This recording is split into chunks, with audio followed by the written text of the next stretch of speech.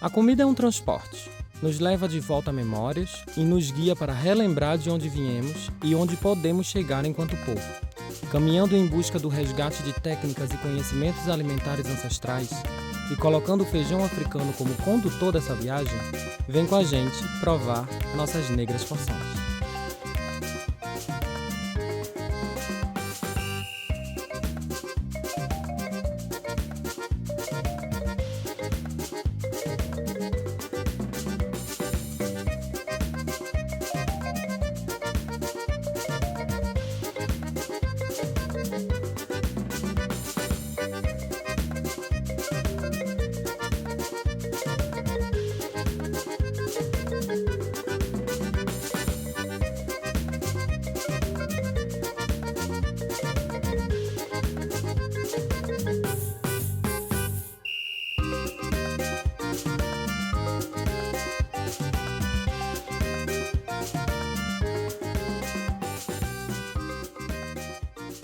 Aqui em Recife, o feijão macaça é encontrado geralmente apenas de água e sal, seja verde ou seco.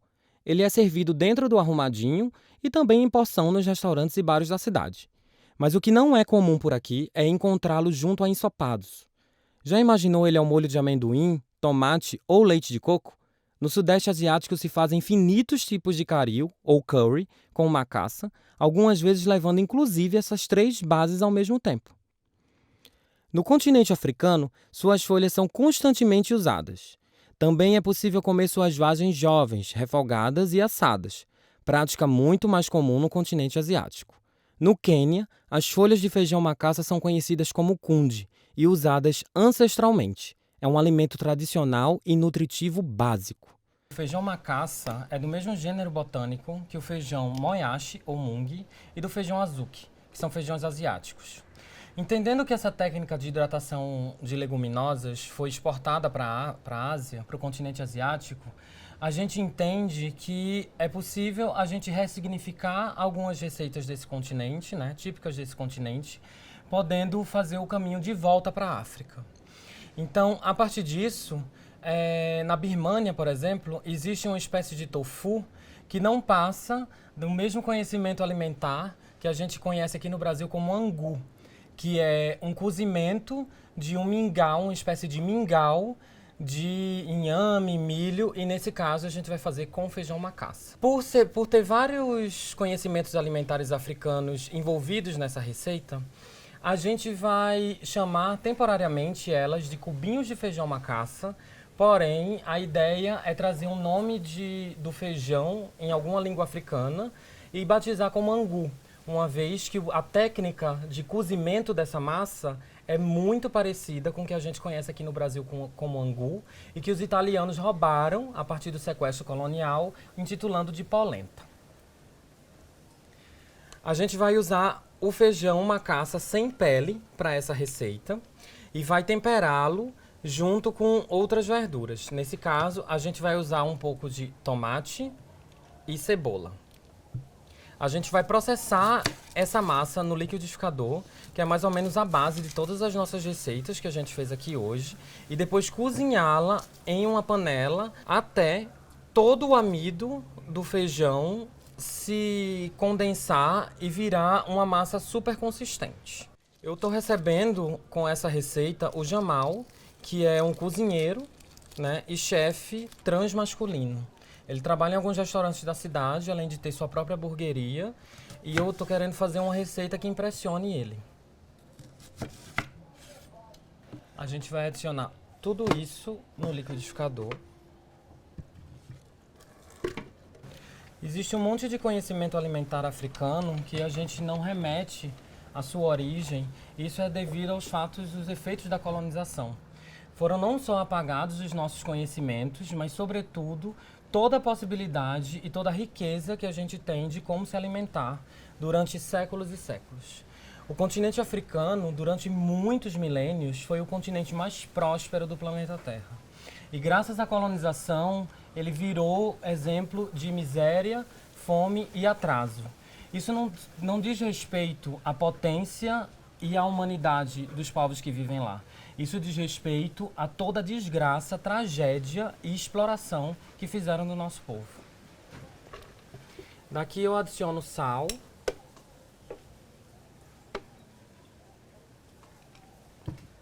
Óleo.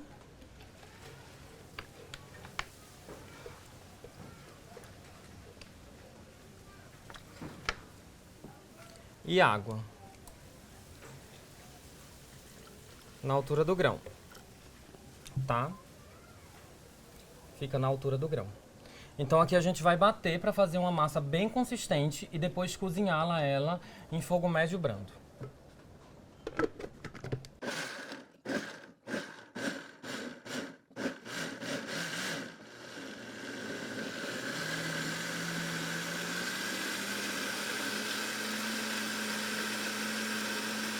A consistência da massa tem que estar assim, ó. Nem muito grossa e nem muito rala. Ok? A gente despeja isso. E assim como o angu, a gente mexe nesse processo de mexer até chegar ao ponto da massa.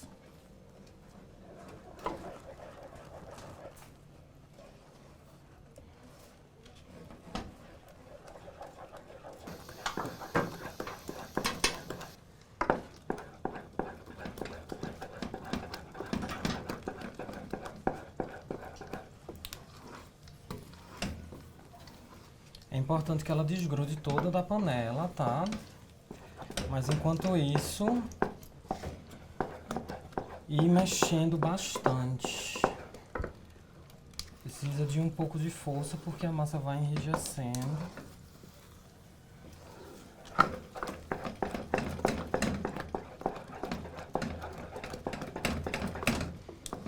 A gente já percebe a consistência dela. Ainda quente, a gente tem que colocar ela porque ela endurece bem rápido, tá? Unta uma forma de pão mesmo que você tiver. Receitas originais que a gente vê na internet ensina a colocar isso num plástico. A gente não recomenda por conta do bisfenol A, que é uma substância super cancerígena que todo plástico que não tem declarado que não tem essa substância possui. Então é um perigo. E daqui a gente deixa esfriar até solidificar. Ela vai ter uma consistência super firme, tá? E a gente consegue desenformar ele com bastante facilidade.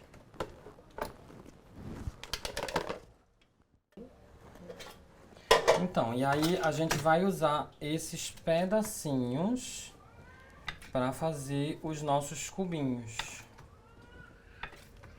E aí eu vou fazer um refogado no dendê com o objetivo de surpreender o Jamal. O Jamal é cozinheiro, transmasculino, também é candomblessista. E eu tô bem ansiosa para saber como é que vai ser a recepção dele dessa receita.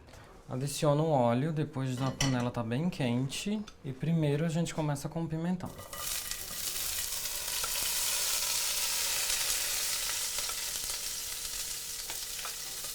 Esse refogado que eu tô fazendo aqui é para acompanhar os cubinhos. Depois de ele estiver com o molhinho bem suculento,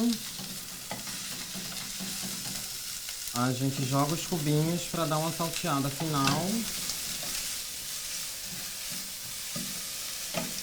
Quando a cebola já estiver relativamente refogadinha, a gente joga uma pitada de dendê.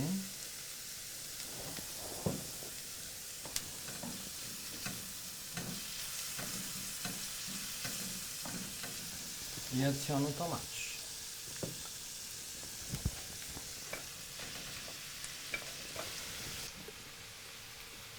Adiciono um pouquinho de coentro.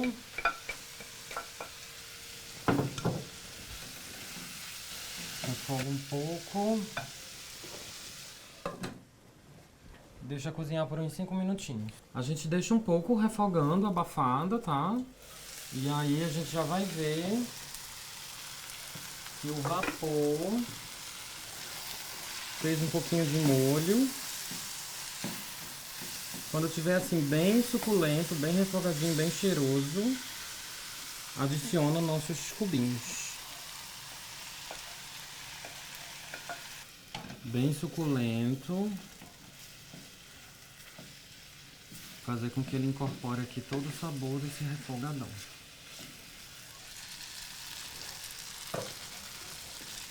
Vamos ver o que o Jamal vai achar dos nossos cubinhos de feijão macaça. Olá, Jamal, querido, Olá. bem-vindo. Obrigado. Tudo bem? Tudo sim. Aqui a nossa degustação culinária. Obrigado. Primeiro me dá um abraço. Sim.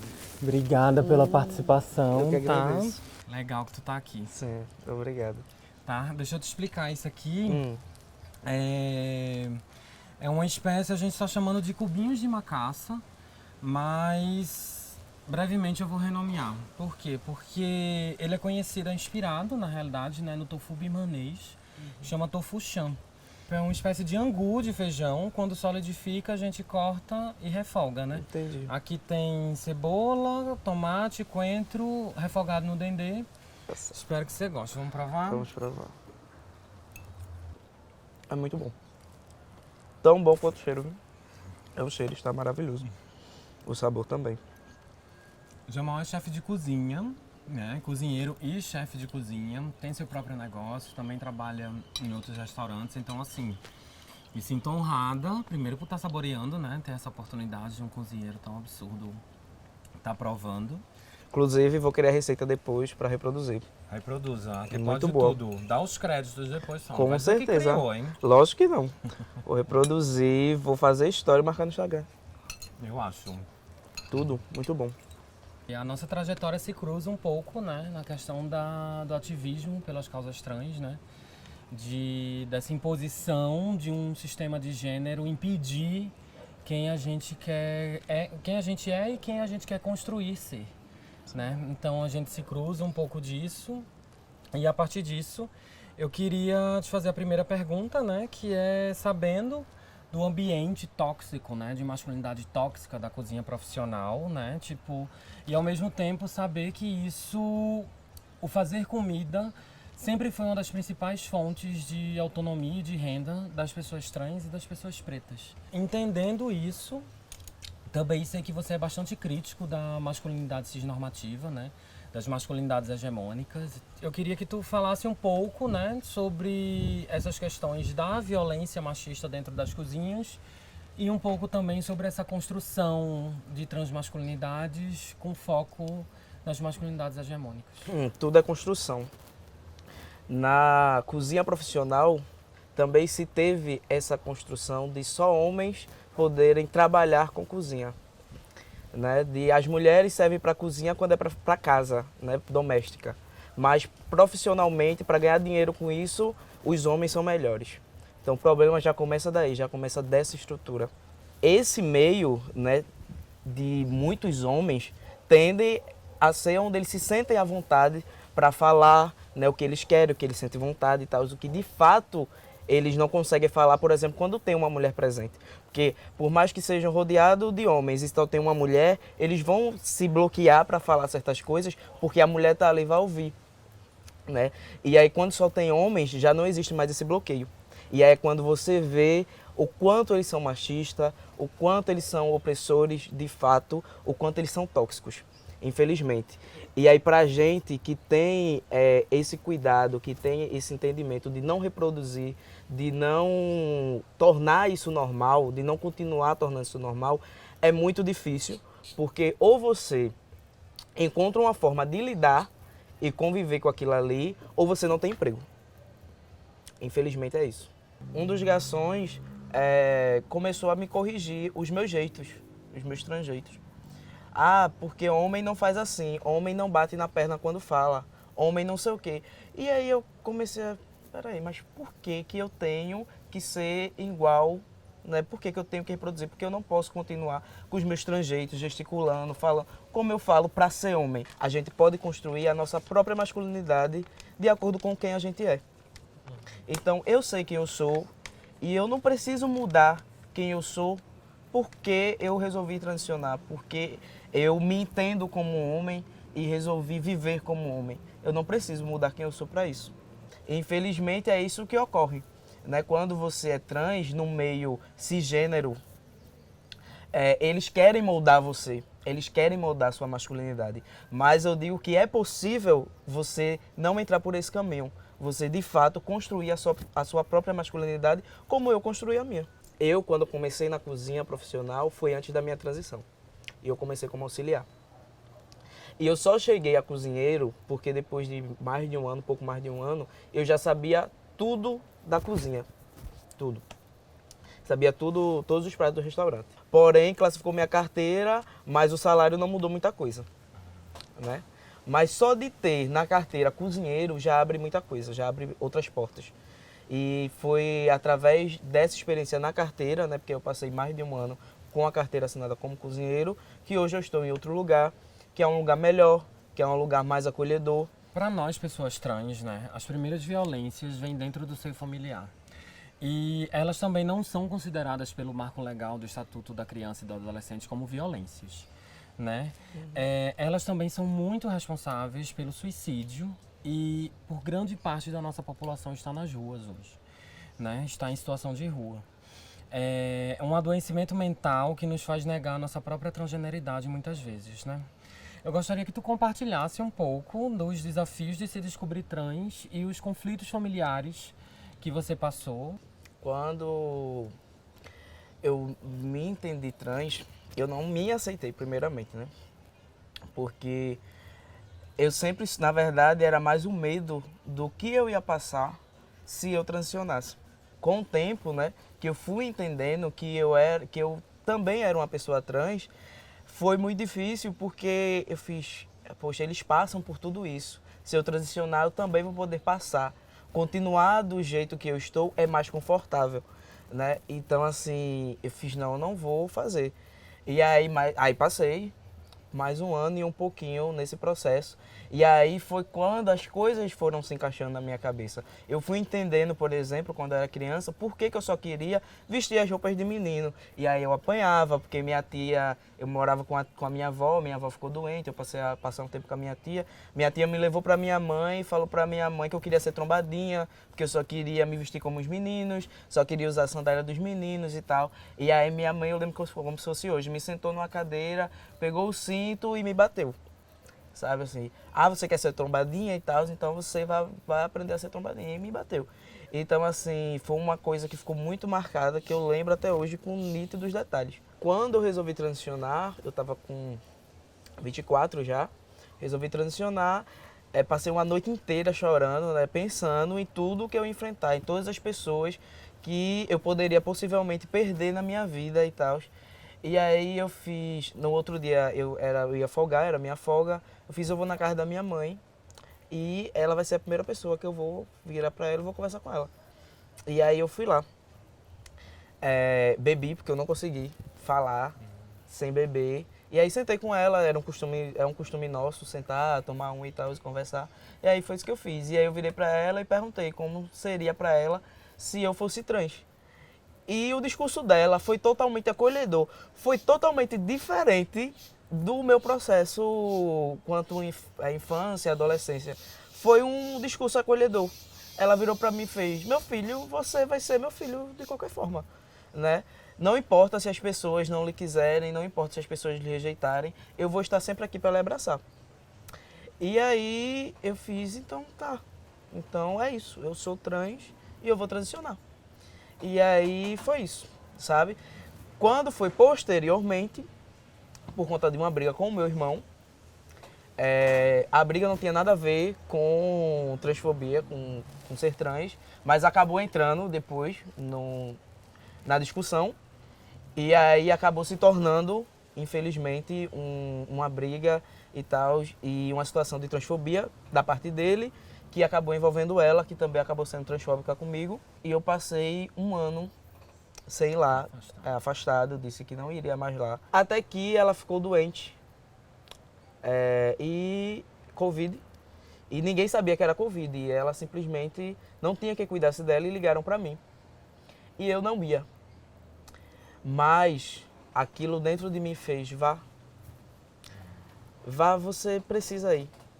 E nesse processo de 1 ano eu estava em terapia, porque foi algo que me afetou e eu voltei para a terapia, porque eu já tinha sido dispensado da terapia, e eu voltei para a terapia por conta dessas questões e passei aí mais 1 ano de terapia até conseguir lidar com tudo que isso me causou, emocionalmente e psicologicamente, né? E infelizmente é justamente isso, né? A questão familiar pesa muito.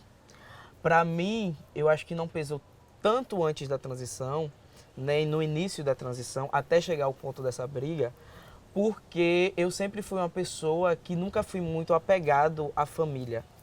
Porque eu fui criado pela minha avó faleceu, fui para minha tia, fui para o meu pai. Então eu nunca tive essa coisa de minha mãe, meus irmãos, porque eu nunca tive essa coisa assim, familiar junto ali e tal. Então não tinha esse apego todo. Mas aí, quando teve essa briga, eu tive que ir para a terapia tratar especificamente disso, porque nesse período da transição, do início da transição, e que teve esse discurso acolhedor inicialmente, eu passei a ter uma proximidade maior. Eu passei a ir mais lá, a estar mais presente, a conviver mais. Então isso me trouxe, de certa forma, a dependência que eu não tinha. Então eu precisei sim ir para a terapia, tratar, porque senão talvez eu não teria conseguido superar. Hoje falo com ela, vou lá e tal, tenho uma convivência com ela depois desse processo que eu fui cuidar dela, porque os outros filhos não conseguiram cuidar, não podiam cuidar. E no final das contas, o trans foi lá e cuidou dela, né? E aí é isso. Hoje, graças à psicologia, à psiquiatra, a todos os tratamentos psicológicos mentais possíveis, superei, estou aqui, né? Para dizer às pessoas que sim, é possível você superar seus traumas, você conseguir ir em frente, seguir, resistir e seguir. O mais importante, né? Construir a sua transgeneridade ou transexualidade, né? Tipo, com foco em você. Exatamente. Né? Não com foco no que as pessoas vão pensar e tal, embora isso ainda seja muito difícil diante da complexidade das relações mesmo, né? Dependência afetiva, financeira, enfim. Né? Eu sei também que você é candomblessista, né? Isso. Tipo, você faz parte de terreiros, né? Você compõe essa população linda que são os povos de terreiro. Eu queria trazer uma questão que é sempre apontada, assim, né? Tipo, quando a gente fala de povos de terreiros e pessoas trans, né? Que é sobre os acolhimentos, né, da nossa população dentro do terreiro, né, das pessoas trans. Então, óbvio que cada caso é um caso, cada terreiro é um terreiro, né? Existem nações diferentes, enfim. Não dá pra dizer que o que acontece em um terreiro acontece em outro. Mas eu acho que seria importante tu compartilhar um pouco da tua experiência do teu terreiro aqui com a gente. Quando eu entrei no terreiro, há 3 anos, fez exatamente 3 anos em janeiro, eu entrei antes da transição, né? E aí, 1 ano e um pouquinho depois, eu resolvi transicionar. Aí eu fui lá, falei com meu pai, fiz, pai, veja só, é assim, assim, assim. Eu expliquei pra ele a situação. Aí ele, meu filho, você tem certeza? Eu disse, tenho. Não é influência e tal, porque você convive com outras pessoas. Eu disse, não. É isso mesmo. Aí virou pra mim e fez, então tá certo. A partir da sua primeira dose de T, né, do hormônio, você pode entrar na gira dos homens normalmente. E fui acolhido tanto por ele como por todos do terreiro. No início, se teve, obviamente, uma dificuldade, né, para se acostumar, que é normal, mas hoje todos me tratam pelo meu nome, Jamal, todos me tratam no masculino, do mais velho ao mais novo, sem exceções. Porque, inclusive, as pessoas mais velhas são quem tem mais dificuldades de, né, desassociar. Mas lá se teve, mas hoje é muito tranquilo. Fui muito bem acolhido, nunca sofri nenhum tipo de transfobia lá, certo? É um lugar que, desde que eu entrei lá, antes da transição, eu sabia que era o meu lugar. E depois que eu tive o acolhimento, eu só tive mais certeza de que eu não poderia estar em outro lugar. Xangô não poderia me levar para outro lugar melhor que não fosse lá. Caô. Caô. Me visto como homem, faço as funções como homem, tudo como homem. Não preciso deixar quem eu sou do portão para fora e ser quem eu não sou do portão para dentro. Porque na minha visão e na visão do meu pai e da minha casa, isso não existe. Porque não é uma fantasia que você tira e bota. Que dentro do terreiro você é um e fora do terreiro você é outro. Sabe? Orixá, ele é natureza. Orixá, ele é tudo que é mais belo no mundo. Ele é o vento, ele é a água, ele é o fogo. Ele não é gênero. Os nossos corpos são apenas instrumentos. Então independe do gênero. Até porque, se gênero importasse para a espiritualidade, não existiria Santo Iabá, né, Oxum, Yansan, vindo em Ori, né, com o orixá de frente, né, e em homem. E assim também não veria Santo Boró, que são os orixás masculinos, vindo em cabeça, né, de frente de mulher. Então, gênero é o que menos importa para a espiritualidade.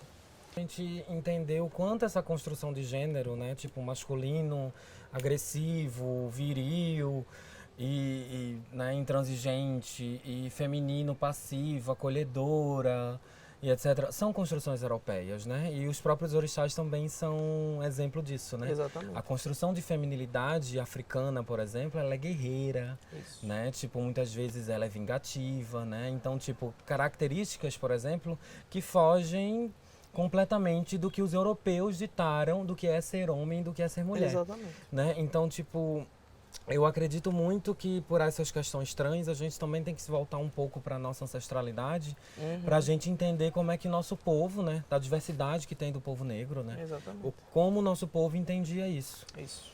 E aí eu queria te agradecer um monte, né, por ter compartilhado essa tua vivência aqui com a gente. Adorei saber que você gostou dos meus cubinhos de macaça e em breve eu vou estar rebatizando eles, né, por ele ter esse processo específico, e aí te conto em primeira mão. Arrasou. Tá Obrigado, bom? eu que agradeço. Muito bom estar aqui. Foi um prazer ter essa conversa com você. Obrigada e até a próxima. Até. Menino, não chore não, que o feijão está no fogo. Menino, não chore não, que o feijão está no fogo. É macaça, xoxa, bunda, é feijão da região. É macaça, xoxa, bunda, é feijão da região. Com macaça, xoxa, bunda, é feijão da região. Com macaça, xoxa, bunda, é feijão da região. Menino, não chore não, que o feijão está no fogo. Menino, não chore não, que o feijão está no fogo. É machacha, xoxa, bunda, que salvou uma nação.